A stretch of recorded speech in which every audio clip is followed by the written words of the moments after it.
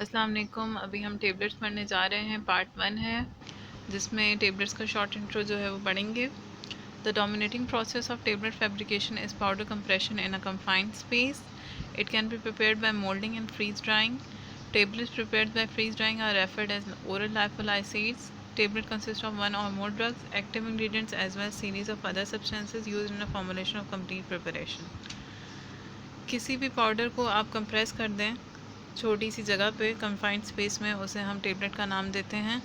Moulding और fridge drawing के ज़रिए से ये बनता है। फ्रीज़ ड्राइंग प्रोसेस वो प्रोसेस है जिसमें हमें टेबलेट्स के इंग्रेडिएंट्स को, जो हमें हॉट ड्राइंग से जो है वो डैमेज हो जाते हैं, उन टेबलेट्स के इंग्रेडिएंट्स को हम फ्रीज़ ड्राइंग के ज़रिए से बनाते हैं। कुछ ऐसे इंग्रेडिएंट्स होते हैं जिसे हमें हॉटनेस से बचाना होता है और बैक्टीरिया भी उसमें जो है वो मेंटेन रखना होता है, वरना हॉटनेस से जो है या टेम्परेचर हाई करने से बैक्टीरिया जो है वो मर जाता है। तो हमें बैक्टीरिया को जो है वो मेंटेन रखना होता है।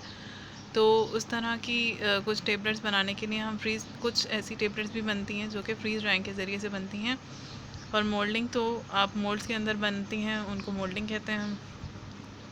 टेबलेट्स के अंदर एक एक्टिव इंग्रेडिएंट होता है और एक एक्सीपिएंट्स होते हैं। एक्टिव वो होते हैं जो जिनका मेजर काम होता है, और एक्सीपिएंट्स वो होते हैं जैसे बाइंडर्स, फिलर्स वगैरह हो गए, जो कि टेबलेट्स को बाइंड करते हैं।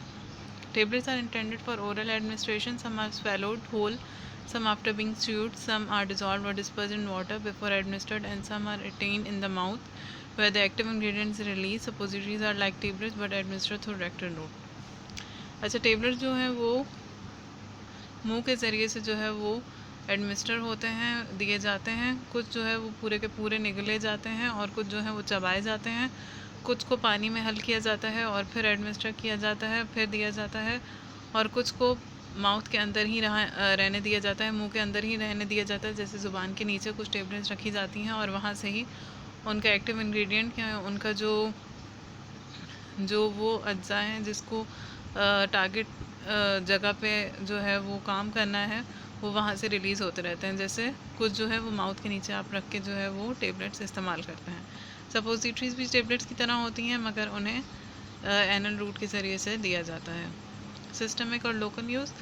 The drug must be released from the tablets, that is normally dissolved in the fluids of the mouth, stomach or intestine, and thereafter absorbed in the systemic circulation by which it reaches its sites of action. Local use for local delivery of drugs in the mouth or GI tract, or can be used to increase the temporary the pH of the stomach. Systemic use क्या होता है कि systemic का जहाँ पे भी नाम आता है इसका मतलब होता है ब्लड। सिस्टमिक सर्कुलेशन में जाने के लिए हम माउथ के ज़रिए से लेते हैं, जो स्टमक और फिर इंटेस्टीन में आंतों के ज़रिए आंतों तक पहुँचता है और आंतों से ब्लड में चला जाता है और फिर वो ब्लड से उसकी साइट ऑफ एक्शन तक जाता है। लोकल यूज़ ये होता है कि हमें जिस चीज़ को टारगेट करना होता है हम सिर्फ उस तक जो है वो पहुँचाते हैं।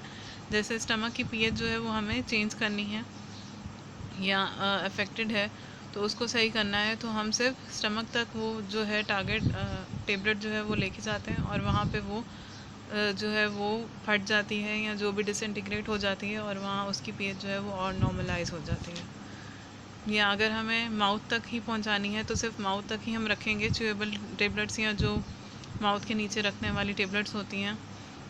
या जीआई ट्रैक में कोई मसला है तो हम सिर्फ जीआई ट्रैक तक उसे जो है डिलीवर करते हैं। उनके एक्टिव इंग्रेडिएंट जो है वो जीआई ट्रैक में जाके डिसइंटीग्रेट हो जाते हैं। तो इनको हम लोकल यूज़ कहते हैं, जो लोकली एक्ट करते हैं, और सिस्टमिक यूज़ वो होता है जो कि ब्लड में जाके एक्ट करते हैं।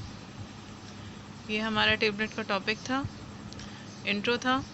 होप कि आपको अच्छा लगा होगा, और टिल देन अल्लाह हाफिज़ एंड थैंक्स फॉर वॉचिंग।